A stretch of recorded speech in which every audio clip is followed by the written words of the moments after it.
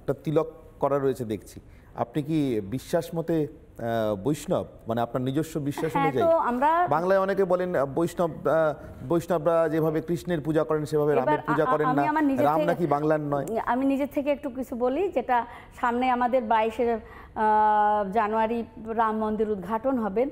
তা এই যে প্রভু রামচন্দ্র ফিরে এসেছিল, তাকে নিয়ে এত, তার রাজ্যাভিষেক, তাকে নিয়ে এত আনন্দ, দীপাবলি হয়েছিল। আজ ভারতবর্ষে সেই ত্রেতা যুগের 17 লক্ষ বছর আগের যে ঘটনা আবার আমরা আমাদের এই জীবনে দেখতে চলেছি 22শে জানুয়ারি, যে প্রভু রামচন্দ্র আবার নতুন করে রাজ্যাভিষেক হচ্ছেন।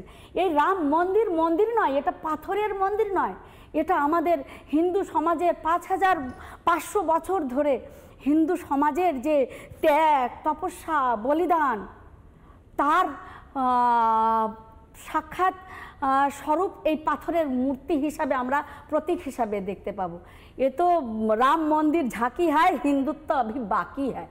প্রত্যেকটা হিন্দু, প্রত্যেকটা ভারতবাসী আমরা হিন্দুত্বের মন্ত্রে, আমরা প্রখর হিন্দুত্বের মন্ত্রে আমরা দেখা পাবো এই রাম মন্দিরকে কেন্দ্র করে। তাই রাম মন্দির আমাদের সবার গর্বের বিষয়। আর এই মন্দিরকে কেন্দ্র করে আমাদের ঘরে ঘরে ঘরে ঘরে রাম তৈরি হবেন, রাম জন্মগ্রহণ করবেন, আর এটা আবার নতুন করে রাম রাজত্ব হবে। তাহলে আপনার তিলকের গল্পটা বলবেন।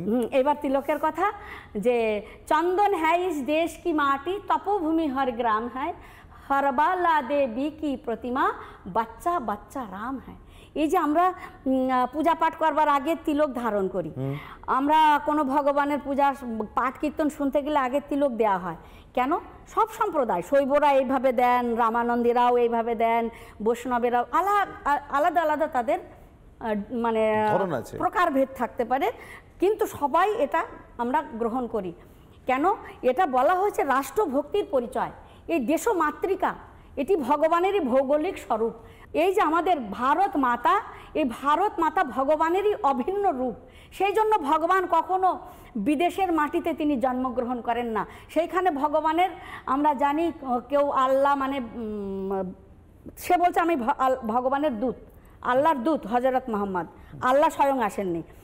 আমরা দেখতে পাই যীশু খ্রিস্ট, সে কে ফাদার তিনি নন, তিনি বলেন যে আমি তার দূত, তার সন্তান, আমি তার সন্তান। হ্যাঁ, কেউ দূত তো কেউ পুত, কিন্তু আমাদের স্বয়ং ভগবান বলেন আমি বারবার এখানে আসি। কেন আসেন? কারণ এই দেশের মাটি এই এত পবিত্র, এই দেশের মায়েরা এত পবিত্র যে ভগবান বারবার আসেন, কারণ এই দেশের মাটি সাক্ষাৎ ভগবানের এটি চিন্ময় স্বরূপ। তাই চন্দন হ্যায় ইস দেশ কি মাটি, এই দেশের মাটিকে আগে বন্দনা করো, আগে রাষ্ট্রভক্তি করো।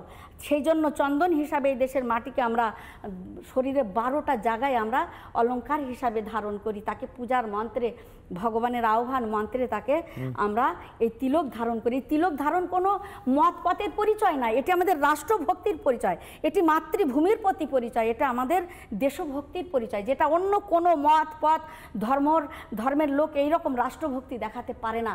যেটা আমাদের হিন্দু ধর্মের, কি বৈষ্ণব, কি শাক্ত, কি শৈব, সবাই আমরা এক সঙ্গে আমাদের দেশমাতৃকাকে ভালোবাসি, তাই আমরা এইভাবে তিলক ধারণ করি। অনেক ধন্যবাদ আমাদের সঙ্গে এত কথা বলবার জন্য। এবং শ্রীরামের কথা বলতে বলতে আজকের কথা এলো, আজকের সমাজে কিভাবে একজন রামের ভক্ত তার জীবন যাপন করতে পারেন, জীবনকে উদযাপনও করতে পারেন রামের প্রদর্শিত পথে, এবং সঙ্গে সঙ্গে রাষ্ট্রের প্রদর্শিত পথে তিনি একজন রাষ্ট্রভক্তি সম্পন্ন রাম ভক্ত হতে পারেন, সে কথাই বলছিলেন আমাদের স্মৃতি দেবী। অনেক ধন্যবাদ আমাদের সঙ্গে সময় দেওয়ার জন্য। সঙ্গে থাকুন রিপাবলিক বাংলায়।